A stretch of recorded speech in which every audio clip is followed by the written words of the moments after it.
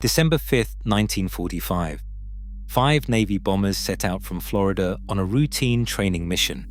Hours later, not a single aircraft or crew member would be seen again. No wreckage, no distress beacons, only silence and questions. How could an organized squadron vanish without a trace in busy coastal skies? For decades, Flight 19 has haunted aviation history. To understand how an ordinary afternoon became an enduring mystery, we need to return to where it all began. Naval Air Station Fort Lauderdale hummed with routine on December 5, 1945. Flight 19's assignment, labeled Navigation Problem Number 1, was one of dozens scheduled that week, an advanced exercise meant to sharpen the skills of pilots preparing for operational duty. The mission called for 5 TBM Avenger torpedo bombers, each a sturdy 3-man aircraft built for the demands of long overwater flights. 14 men made up the flight, a mix of seasoned instructors and student aviators nearing the end of their training. Leading the group was Lieutenant Charles C. Taylor, a combat veteran with over 2,500 hours in the air, joined by 4 trainees and their crewmen. The plan was simple on paper. After takeoff, the squadron would head east to Hen and Chicken Shoals for bombing practice, then turn north and finally southwest to return home. A triangular route designed to test dead reckoning and teamwork under real-world conditions. Such flights had become a fixture at Fort Lauderdale, which, in the months after World War II, was focused on transitioning pilots from wartime operations to peacetime roles. Despite the routine nature of these exercises, the base's accident record was a sober reminder of the risks, and 95 aviation personnel had been lost in training incidents between 1942 and 1945. On this particular afternoon, however, nothing about Flight 19's orders or crew signaled anything out of the ordinary. The squadron assembled on the tarmac, engines idling, awaiting clearance to begin what everyone expected would be another uneventful mission. Navigation in 1945 relied on a toolkit that now seems almost fragile.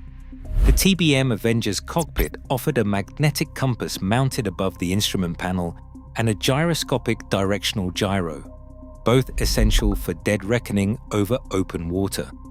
Pilots calculated their course by combining compass readings, elapsed time, and estimated speed, a method that worked well in clear weather but left little room for error if instruments strayed or the sky closed in.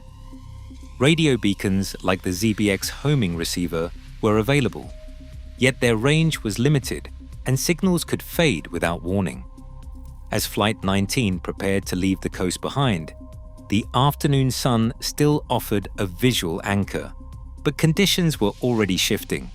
Weather reports noted clouds building to the east, with forecasts calling for scattered showers and falling visibility as dusk approached.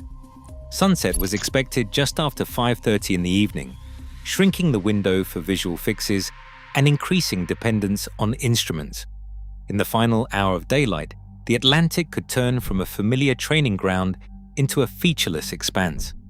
A sudden squall or a drifting compass needle might not have seemed urgent at first, but in a world without radar or satellite navigation, even minor discrepancies could quietly unravel the thread of certainty that held a flight together.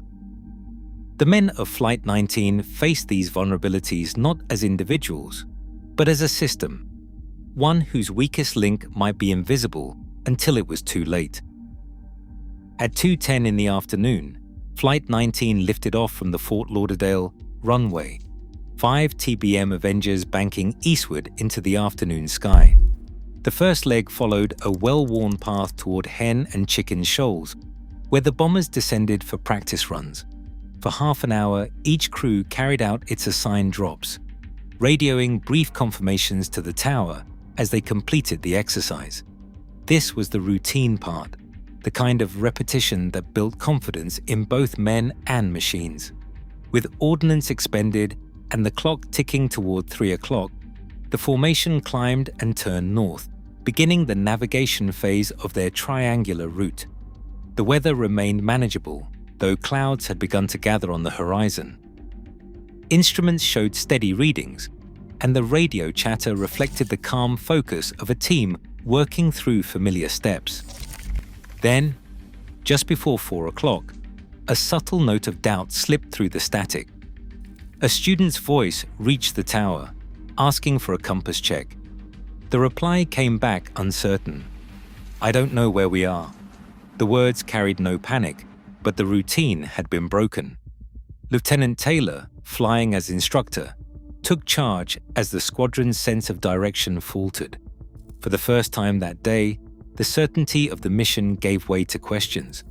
The shift was quiet, but unmistakable.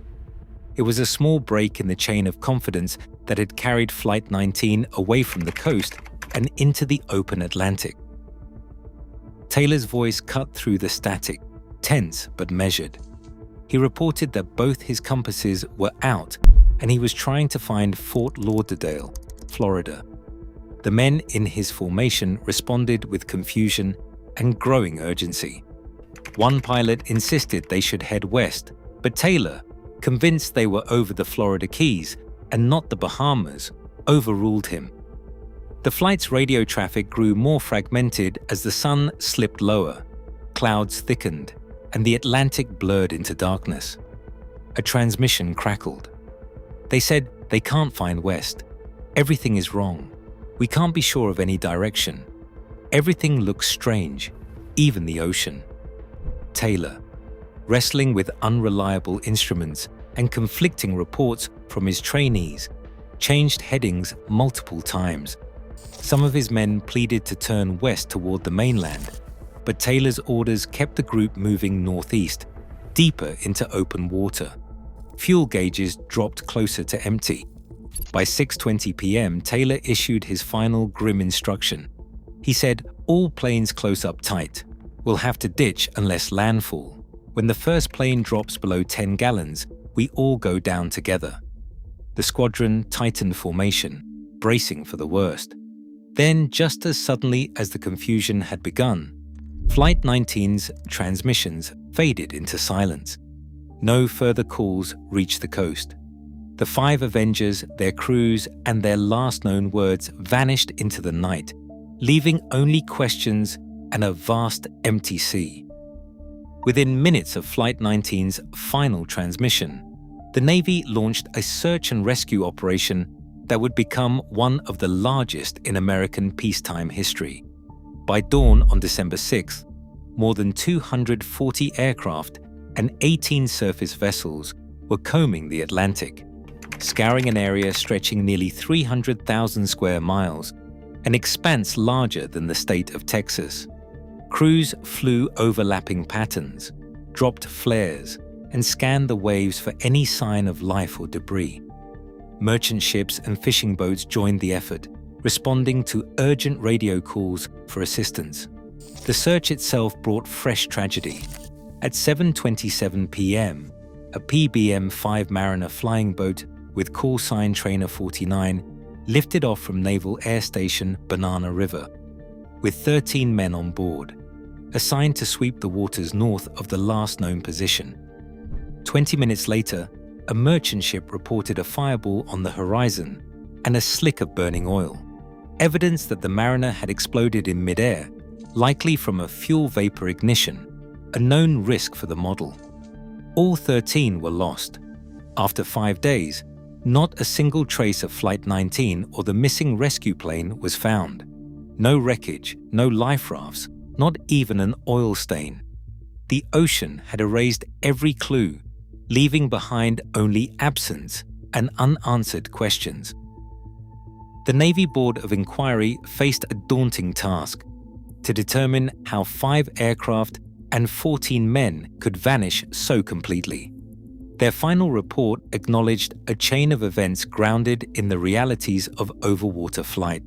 Taylor's navigational error, compounded by faulty compasses and the relentless passage of time, led the squadron away from land until fuel exhaustion made survival impossible.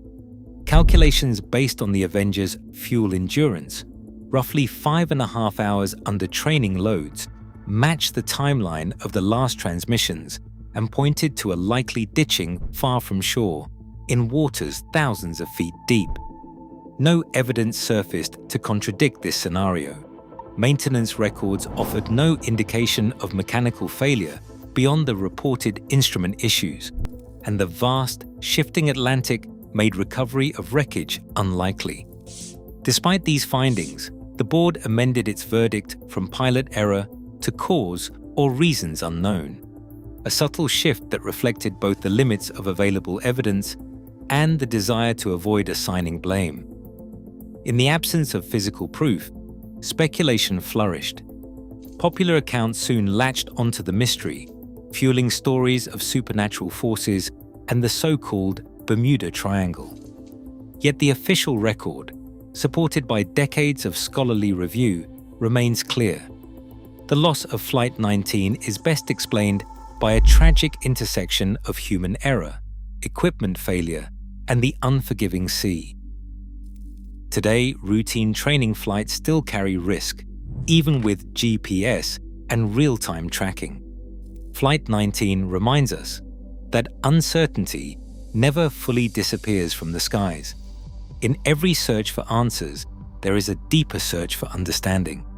If this story resonated, subscribe and share your thoughts below.